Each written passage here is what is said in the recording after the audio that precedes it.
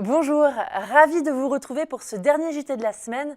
Nous sommes le vendredi 17 février 2017. Voici votre actualité. Améliorer la qualité de l'air, c'est la volonté du département de la Haute-Savoie. Vous le savez, il était impacté il y a encore peu de temps par l'épisode de pollution aux particules fines. Nous découvrirons une nouvelle action menée par les autorités, le Fonds Air Industrie. Puis nous parlerons sport avec le tournoi non pas des 6 nations, mais des 6 stations qui a lieu en ce moment même.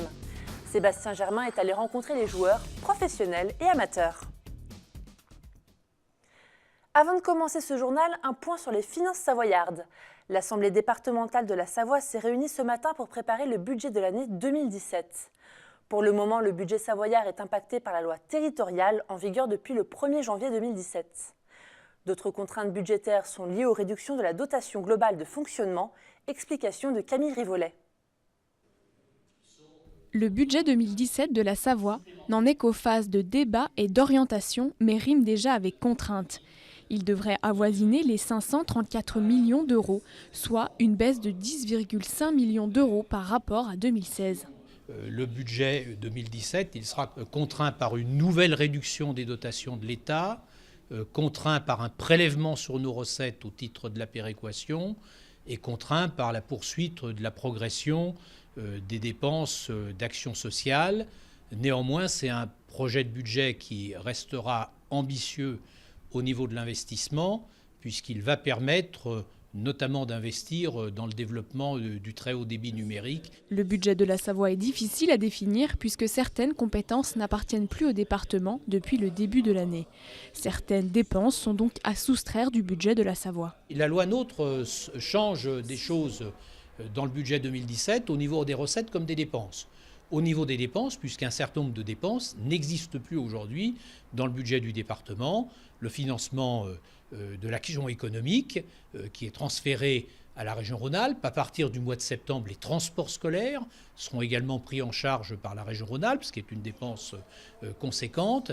L'Assemblée départementale de la Savoie a profité de ce moment pour examiner un rapport sur la situation en matière de développement durable.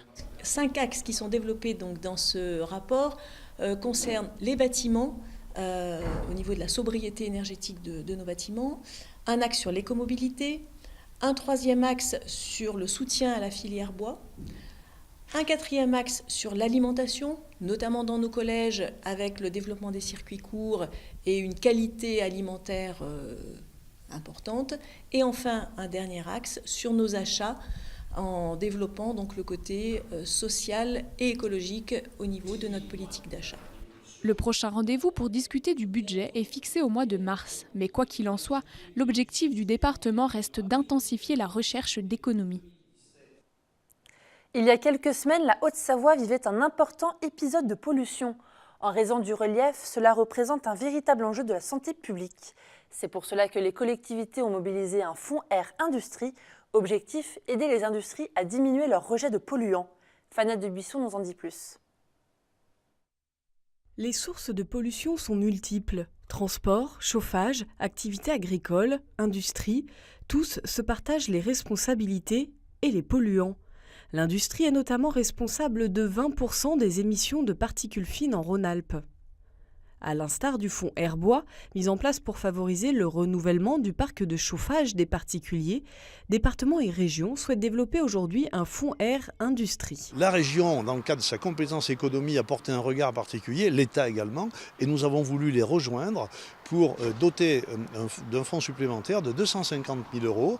La région va apporter 500 000 euros, la communauté de communes Faucigny-Guillière 250 000 euros, l'État 800 000 euros, les industriels la moitié, et on a ouvert un fonds de près de 4 millions d'euros pour lutter contre les résidus qui resteraient encore, qui sont en deçà des normes officielles, donc il n'y a pas de pollution reconnue au regard des critères, mais on va faire mieux avec Faucigny-Guillière, mais également avec d'autres intercommunalités. Ce fonds de 3,6 millions d'euros devra permettre aux industries de diminuer leur rejet de polluants atmosphériques.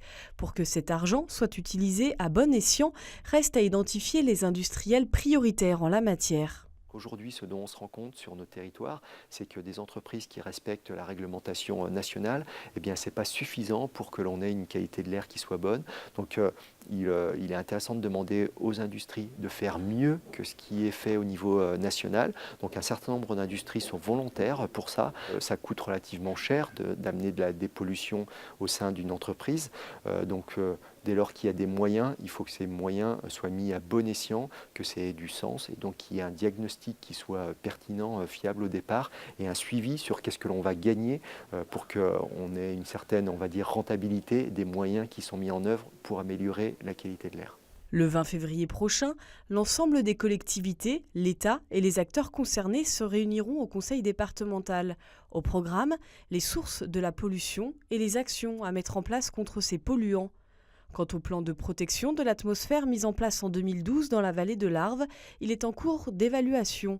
Les résultats seront présentés cet été. Alors que le 15 de France dispute actuellement le tournoi des 6 nations en Savoie-Mont-Blanc, on se met aussi à l'heure du rugby. Il s'agit chez nous du tournoi des 6 stations qui a lieu jusqu'au 19 février. Petite particularité, le rugby se joue sur la neige. Ambiance garantie. Sébastien Germain était présent sur l'étape des Contamines Montjoie. Les Contamines Montjoie, ses skieurs, ses pistes de ski et son stade de rugby. Nouvelle étape du tournoi des 6 stations, les Contamines Montjoie ont accueilli la crème de la crème des rugbymen retraités. Pour preuve, bon nombre d'anciens internationaux, français ou étrangers, participent cette année à la 5e édition du plus grand tournoi de rugby sur neige. Aujourd'hui, c'est une vraie compétition, les joueurs s'en donnent un cœur joie, ils veulent vraiment gagner les matchs. Donc il y a un esprit de compétition important, mais avec toujours la convivialité partagée entre tous.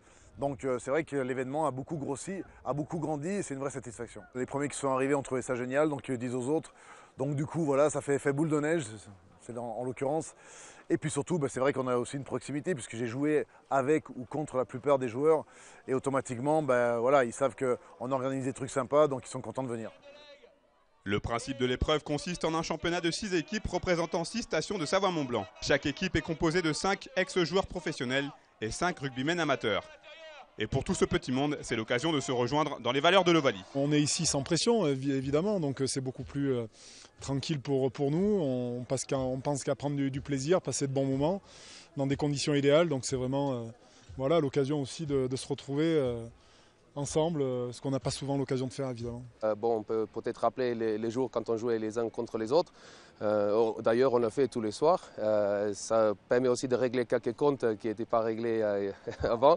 Outre l'aspect sportif et compétitif qui prédomine toujours chez ces champions habitués au succès, le tournoi des 6 stations, c'est aussi un événement à caractère caritatif qui vient en aide à 2 associations qui développent le rugby dans le monde, Rugby French Flair et la Serge Betsen Academy. Tout est donc mis en place pour une promotion du rugby au sens large. On va au cœur des stations de ski, les gens sont en vacances, c'est un public très familial. Donc le but c'est de faire découvrir le rugby, de faire voir aussi toutes les bonnes valeurs du rugby, c'est-à-dire de voir la proximité qu'il y a entre les joueurs amateurs et les joueurs professionnels, mais surtout entre les joueurs professionnels, internationaux et le public, puisqu'ils sont là pour faire des photos, des selfies, des autographes à tous les plus jeunes. Donc voilà, c'est une vraie promotion pour ce sport. Le tournoi des 6 stations 2017 se terminera ce dimanche avec la grande finale, en plein milieu des pistes à Châtel. On reste en altitude, mais cette fois-ci direction Saint-Moritz, en Suisse, pour les championnats du monde de ski alpin. Si Tessa Worley nous a fait rêver cette semaine, il en est autrement pour Alexis Pinturo. Favori pour l'épreuve du géant, le skieur de Courchevel termine 7e à 98 centièmes du vainqueur, Marcel Hirscher. Une désillusion pour le clan français. Les autres bleus en lice n'ont pas fait mieux. Victor Muffagendet est 13e. Mathieu Fèvre, pourtant candidat au podium, se contente du 9e rang.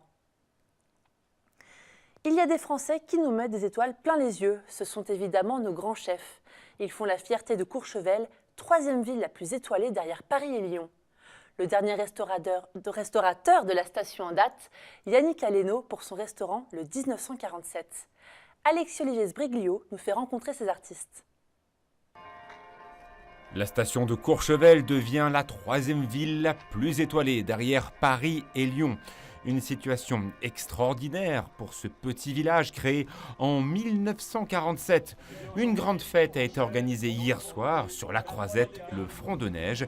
Tout le monde était très ému. C'est un réel plaisir et puis c'est une fête permanente, on regarde ça avec des yeux d'enfant.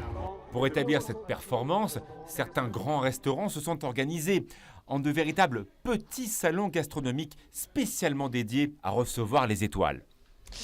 En fait, le salon gastronomique, ce sont des ambiances beaucoup plus intimiste, avec un nombre de couverts aussi beaucoup moins important, puisque nous sommes sur de l'ordre de 20 couverts par service. Mais ce qui aussi correspond complètement à la demande client. Ce sont des petits ensembles avec des chefs et des équipes dédiées. Une véritable réussite collective qui a marqué l'équipe du Quintessence qui a bien fêté ça il y a quelques jours. Ah oui, on était tous très contents. On s'est retrouvés, forcément, on s'est retrouvés pour aller partager un verre ensemble et vivre le moment ensemble. Le jour où on a eu l'annonce de Monsieur Ellis, c'était extraordinaire. C'était extraordinaire. On retrouve les plus belles marques vestimentaires ou par exemple de joaillerie à Courchevel. Et c'était finalement assez logique que les plus belles tables ornent ce village perché à 1800 mètres d'altitude. Bah oui, je pense que la station a le moyen d'avoir autant d'étoilés vu la clientèle qu'on a. Donc c'est agréable de se retrouver ce soir pour une super photo. Avec ce nouveau 3 étoiles accordé à Yannick Aleno et les 2 fois 2 étoiles qu'ont obtenu les équipes de Philippe Capezzone, Courchevel va rester pendant très longtemps l'une des stations gastronomiques avec lesquelles il faudra désormais compter. Avant de terminer ce journal, un mot concernant les conditions de circulation du week-end. À partir d'aujourd'hui, préparez-vous au plus gros chassé-croisé du mois de février. Au total, ce sont 173 000 véhicules qui sont attendus sur nos routes. Et pour cause, les 3 zones académiques se croisent. Les Savoyards sont donc priés de ne pas se faire piéger sur les axes principaux. Et pour les vacanciers, 2 mots d'ordre, patience et prudence. C'est la fin de votre journal. Merci à vous de l'avoir suivi. C'est avec plaisir que je laisse l'antenne à Fanette de Buisson et Pauline Courceau. Place à Médiasphère, votre revue de presse de la semaine. Quant à nous, on se retrouve vendredi prochain pour un nouveau JT. En attendant, retrouvez-nous sur les réseaux sociaux et sur 8montblanc.fr. Passez un très bon week-end.